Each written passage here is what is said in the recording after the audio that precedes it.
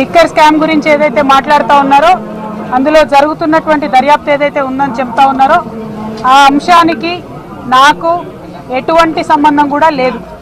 ఇవాళ దేశవ్యాప్తంగా ఒక కక్షపూరితమైనటువంటి రాజకీయాలు చేయడం, ప్రతిపక్ష పార్టీలపైన బట్టగాల్చి మీదేసి దుమ్మెత్తిపోసి మీరే తుడుచుకోండి అన్నటువంటి నైజంగా రాజకీయాలు జరుగుతూ ఉన్నాయి. ఇది మంచి పద్ధతి కాదు. కేసీఆర్ బిడ్డ కదా, కేసీఆర్ బిడ్డను బద్నాం చేస్తే కేసీఆర్ గారేమన్నా ఆగమైతారేమో, భయపడతారేమో.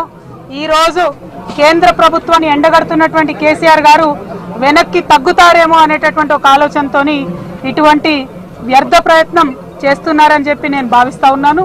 ఈ వ్యర్థ ప్రయత్నాలు తప్పకుండా వ్యర్థంగానే మిగిలిపోతాయి. దీంట్లో వచ్చేది లేదు, సచ్చేది లేదు. ఢిల్లీలో లిక్కర్ స్కామ్ విషయంలో కేసీఆర్ కుటుంబం మీద ఆరోపణలు వస్తున్న విషయం అందరం చూస్తున్నాం. వీళ్ళతో సంబంధం ఉన్న కొంతమంది వ్యక్తుల పేర్లు కూడా వచ్చినాయి. దీనిలో కేసీఆర్ కూడా ప్రమేయం ఉంది. ఎందుకంటే కేసీఆర్ ఊకే ఢిల్లీ పోతున్నాను, ఈ రాజకీయ చర్చలు కావచ్చు అనుకున్నాను. ఊకే వీళ్ళం కలుస్తా వాళ్ళం కలుస్తా అని పంజాబ్ కూడా వేయండి. మన పంజాబ్ పోతే ఏదో రైతులకు 3 లక్షలు ఇస్తున్నారు కాదు, పంజాబ్లో కూడా లిక్కర్ సిండికేట్ను ఏర్పాటు చేసి ఆయన కుటుంబ సభ్యులకు అప్పగించడానికి వెళ్ళినట్టు అనుమానం వస్తున్నాయి. పూర్తిగా కేసీఆర్ కుటుంబం మీద ఆరోపణలు వస్తున్నాయి.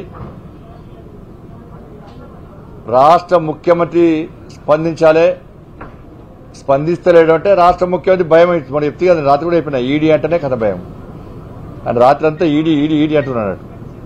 హాయ్ ఫ్రెండ్స్, మా టుడే టుమారో యూట్యూబ్ ఛానల్ చూస్తున్నందుకు చాలా థ్యాంక్స్.